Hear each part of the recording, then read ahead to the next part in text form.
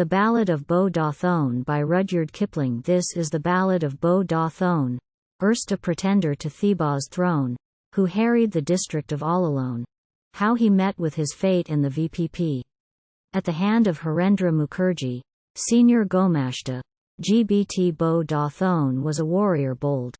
His sword and his rifle were bossed with gold, and the Peacock Banner his henchmen. Bohr was stiff with bullion, but stiffer with gore. He shot at the strong and he slashed at the weak, from the Salween scrub to the Chindwin teak.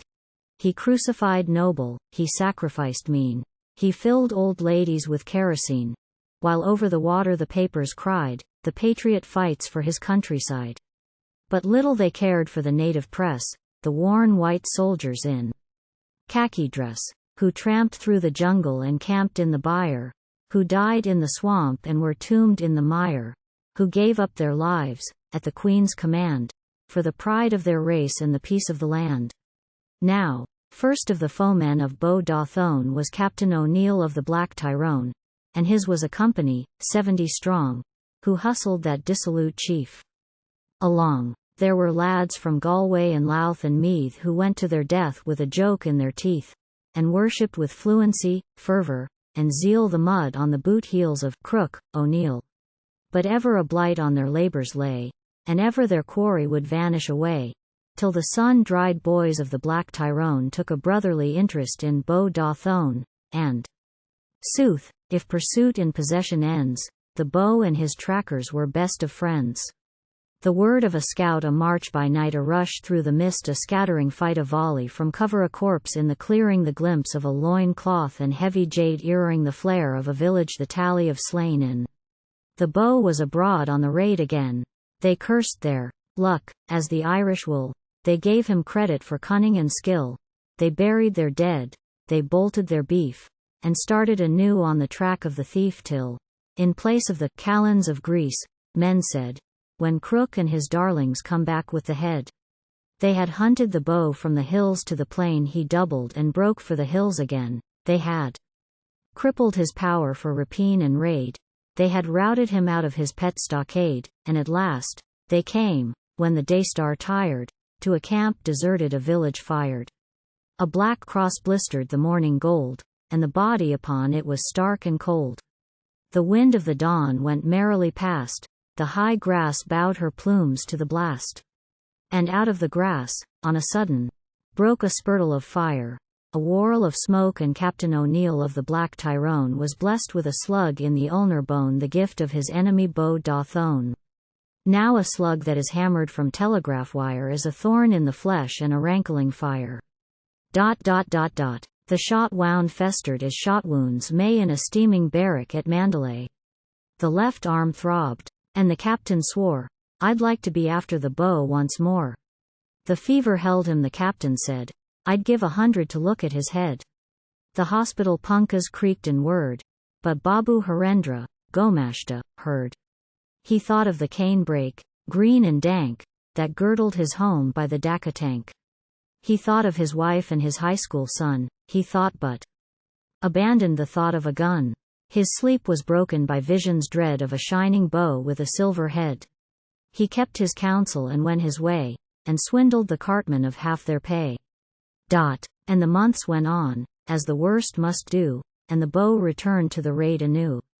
But the captain had quitted the long-drawn strife, and in far Simory had taken a wife. And she was a damsel of delicate mould, with hair like the sunshine and heart of gold. And little she knew the arms that embraced had cloven a man from the brow to the waist. And little she knew that the loving lips had ordered a quivering life's eclipse, or the eye that lit at her lightest breath had glared unawed in the gates of death. For these be matters a man would hide, as a general rule, from an innocent bride. And little the captain thought of the past, and, of all men, Babu Harendra last. But slow, in the sludge of the Cathan road, the government bullock train toted its load. Speckless and spotless and shining with GHI, in the rearmost cart sat the Babuji. And ever a phantom before him fled of a scowling Boh with a silver head. Then the lead cart stuck, though the coolies slaved, and the cartman flogged and the escort raved. and out of the jungle, with yells and squeals, pranced Boh Da Thone, and his gang at his heels.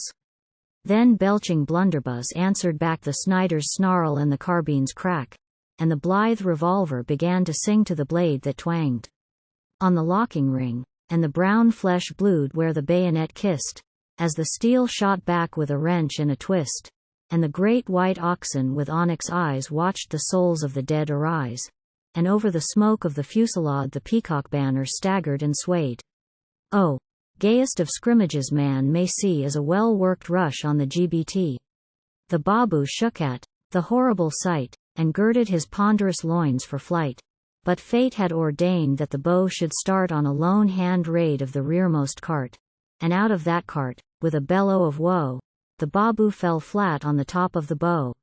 For years had Harendra served the state, to the growth of his purse and the girth of his carrot. There were 20 stone, as the tallyman knows, on the broad of the chest of this best of bows. And 20 stone from a height discharged are bad for a bow with a spleen enlarged. Oh, short was the struggle, severe was the shock, he dropped like a bullock, he lay like a block. And the Babu above him, convulsed with fear, heard the laboring life breath hissed out in his ear. And thus in a fashion undignified the princely pest of the Chindwin died.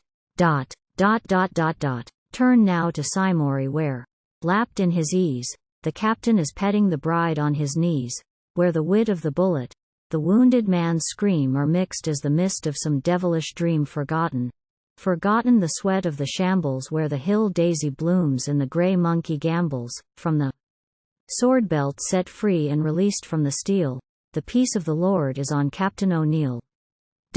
Up the hill to Simori, most patient of drudges, the bags on his shoulder, the mail runner trudges. For Captain O'Neill, Sahib, 110 rupees to collect on delivery. Then, their breakfast was stopped while the screw jack and hammer tore waxcloth, split teak wood, and chipped out the dammer winking face, open-eyed, open-mouthed, on the Naparese snow, with a crash and a thud, rolled the head of the bow. And gummed to the scalp was a letter which ran, in Fielding Force Service. Encampment, the 10th of January. Dear Sir, I have honor to send, as you said, for final approval, see under, Bow's head, was took by myself in most bloody affair, by high education brought pressure to bear, now violate liberty, time being bad, to mail V.P.P, rupees 100. Please add, whatever your honor can pass. Price of blood much cheap at 100, and children want food. So trusting your honor will somewhat retain true love and affection for Gov. Bullock train, and show awful kindness to satisfy me. I am, graceful master, your H. Mukerji. As the rabbit is drawn to the rattlesnake's power, as the smoker's eye fills at the opium hour, as a horse reaches up to the manger above, as the waiting ear yearns for the whisper of love, from the arms of the bride, iron-visaged and slow, the captain bent down to the head of the bow. And e'en as he looked on the thing where it lay, twixt the winking new spoons and the napkins array, the freed mind fled back to the long-ago days, the hand-to-hand scuffle, the smoke and the blaze, the forced march at night and the quick rush at dawn, the banjo at twilight, the burial air mourned the stench of the marshes, the raw, piercing smell when the overhand stabbing cut silenced the yell, the oaths of his Irish that surged when they stood where the black crosses hung o'er the Cuttamo flood. As a derelict ship drifts away with the tide, the captain went out on the past from his bride, back, through the springs to the chill of the year, when he hunted the bow from Maloon to Sawlier. As the shape of a corpse dimmers up through deep water, in his eye lit the passionless passion of slaughter, and men who had fought with O'Neill for the life had gazed on his face with less dread than his wife. For she who had held him so long could not hold him, though a 4-month eternity should have controlled him, but watched the twin terror, the head turned to head, the scowling, scarred black, and the flushed savage red, the spirit that changed from her knowing and flew to some grim hidden past she had never a clue to. But it knew as it grinned, for he touched it unfearing, and muttered aloud, "So you kept that jade earring?" Then nodded, and kindly, as friend nods to friend, "Old man, You fought well, but you lost in the end. Dot, dot, dot, dot, dot. The visions departed, and shame followed passion. He took what I said in this horrible fashion. All right to Harendra. With language unsainted the captain came back to the bride. Dot, who had fainted. Dot. And this is a fiction?